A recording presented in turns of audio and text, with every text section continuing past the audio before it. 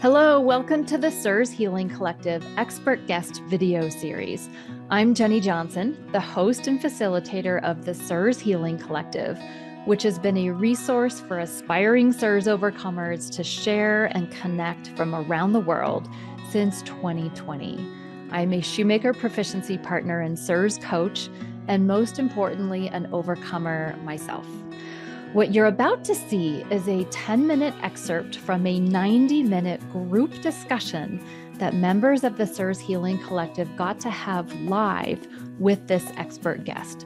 If you would like to see the full 90-minute replay, come on over to the CIRS Healing Collective. We have a robust video library from the past 5 or 6 years of so many expert guests.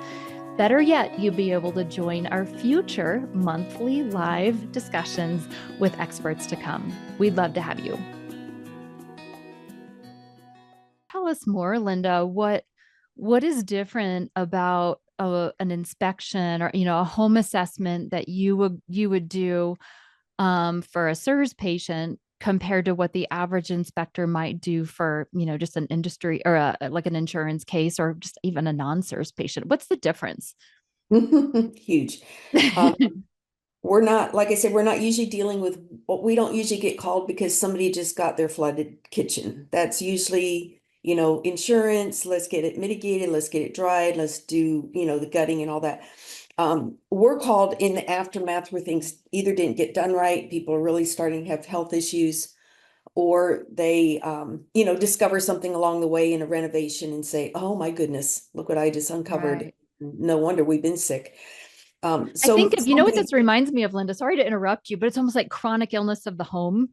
Like we have yes. traditional doctors who are really good at acute illnesses. I've got a sore throat, I've got an ear infection. And like traditional IPs are really good at, I've got a burst pipe in my kitchen, right? Like an acute problem.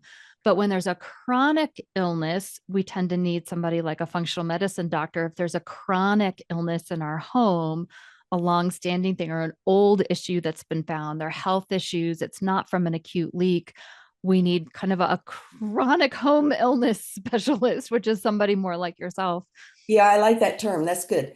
Sick building syndrome has been talked about for a long time, and that's a whole spectrum of air quality issues in a building. But yeah, the chronic My home is chronically ill. Okay. But so yeah, I mean, there are surprises that come up, but when we go in, we don't want to go in blind. Like I said, we try to learn as much about the property as we can. I even go on Google Maps, sometimes Google Earth, and look at the address, look at the property, see things that people may not have realized that Yeah.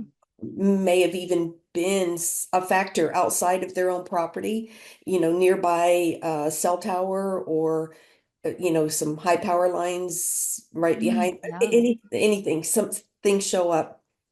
Yeah. Um, so and and then we try to find out from them what they know or what they've suspected, or if they're smelling anything musty, or if they're have complaint areas in a particular part of the house versus somewhere else, if they feel better away from the home, and they get Yeah. back and they feel their symptoms come back. That is so key.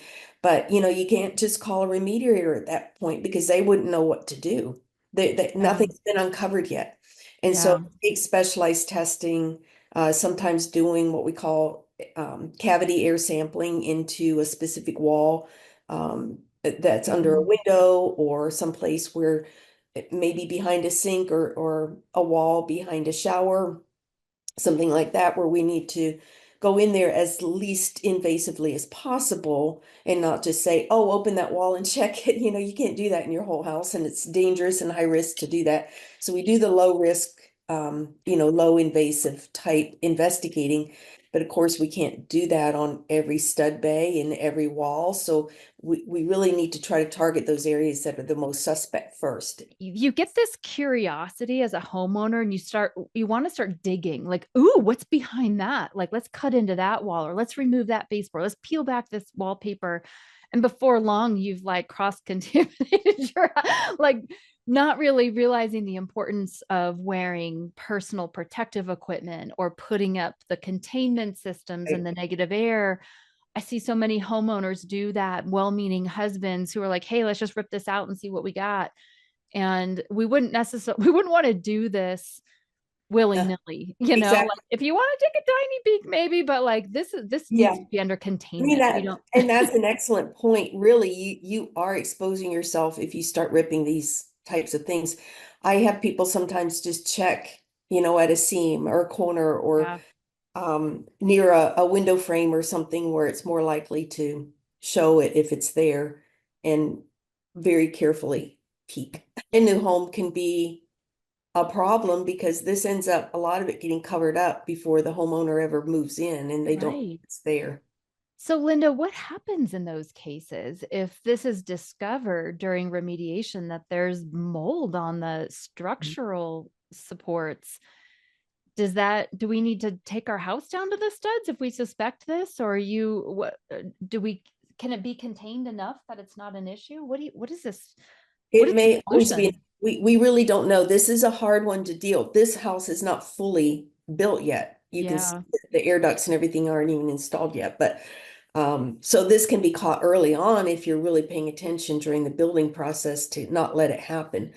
But yeah, it gets discovered sometimes in renovation or up in an attic or a crawl space where they just, threw this wood in. It gets yeah, exposed on the lumberyard, it gets exposed on the construction site.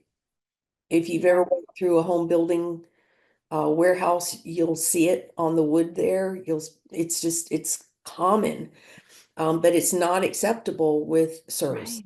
at It all. seems like we need to have a code, some kind of standard for that. Just, There's not.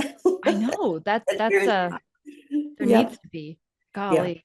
Yeah. Yeah. That's just, and Okay. this is why sometimes, just buying a new house isn't always the answer because It's we don't not know always if the it was answer. put up in the rain or, was Yeah. anybody monitoring the quality of the wood that was being used and whether things were properly dried out and clean before finished out. Yeah. Mm-hmm. Mm-hmm. Yep. Um, Front loader washer, yuck. We've had, at least 6 clients I can think of that have had children, recurrent infections, fevers, skin rashes, things where it cleared up after they got rid of this washer. So do you just recommend if it's gotten to that point, just replace it, start Yeah, over with a I new mean, one? And then what can we do to maintain it so it doesn't get to that point? well, it's a front loader is a problem because of the way Yeah. the door gasket is closed like Yeah. this. And it keeps and retains that water unless you're going to be real diligent in pulling back this part of it every time. That's where you see that being pulled back Yeah. there. You want to wipe And it out really every cleaning and time. drying it every time, leaving the door open, leaving the soap dispenser open.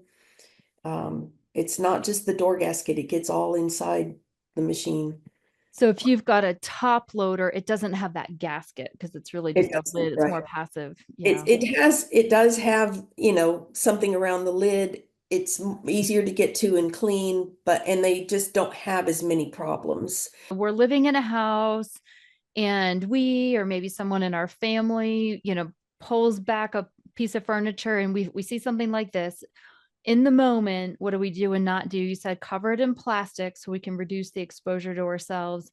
And then would we want to call an inspector before a remediator because we want someone to write up the proper plan and to make sure that they get the right amount? Or do we just, when we see it and it's visible like that, do we call a remediator?